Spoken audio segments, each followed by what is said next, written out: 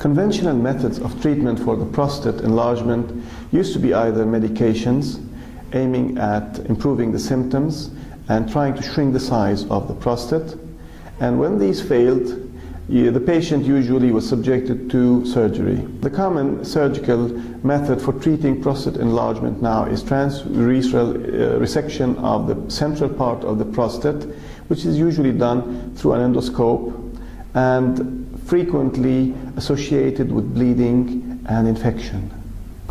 It can also affect fertility through the reflux of the seminal fluid during ejaculation into the urinary bladder as one of the consequences of surgery.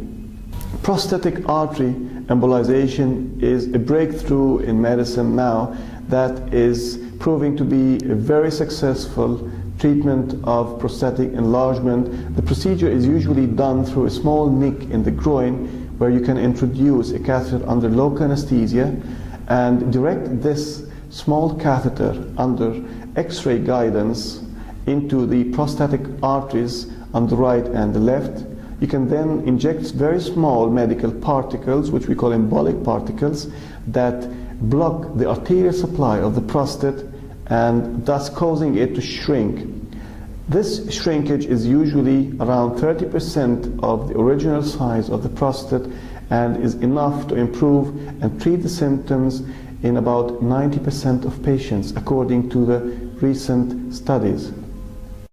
This procedure is quite suitable for old age because it's a minimally invasive method of treatment.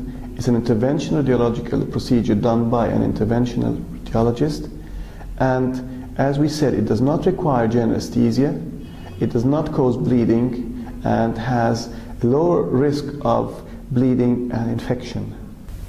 The patient can leave the hospital within hours of the procedure and can return to his normal daily activities starting from next day.